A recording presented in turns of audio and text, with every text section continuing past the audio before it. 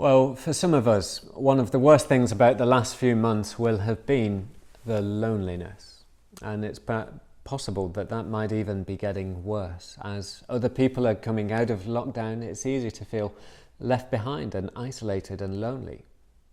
But it's a bigger problem than we realised.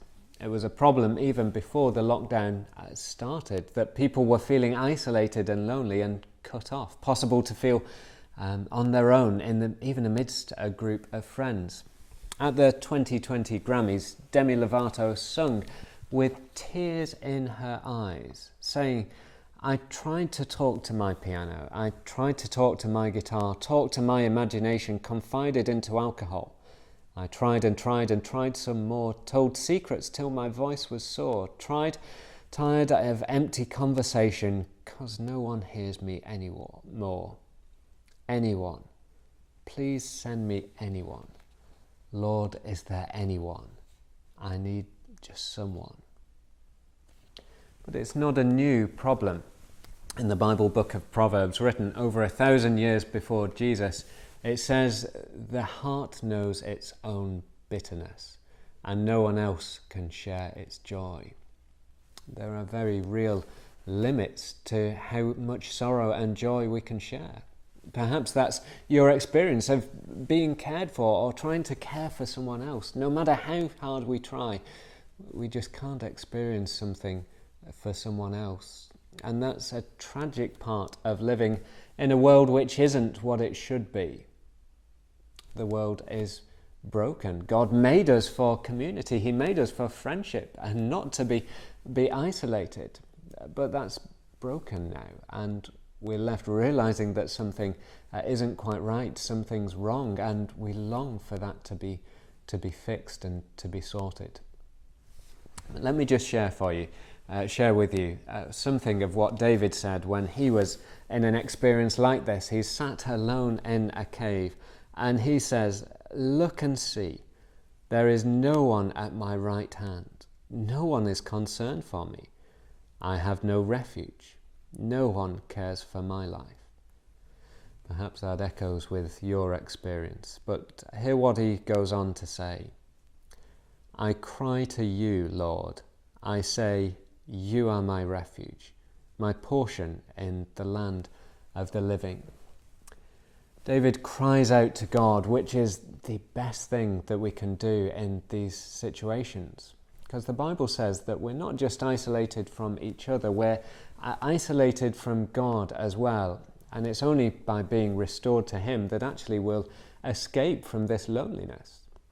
God is able to do what no friend can do. God is able to stay when all other friends have to go.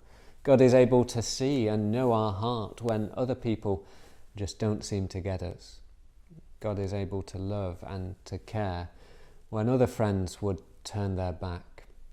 Here's some wonderful words that Jesus gives us at the end of Matthew's Gospel. He says, "And surely I am with you always, to the very end of the age."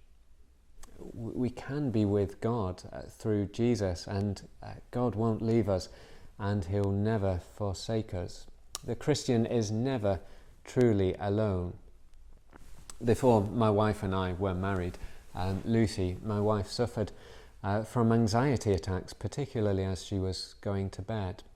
But as she was heading to bed, she'd often remind herself that she was never truly alone, and actually that it was better by far that Jesus was there with her than anyone else being there with her, and that helped her through a difficult time. That's one of the great benefits of being a Christian, is that we're never truly alone.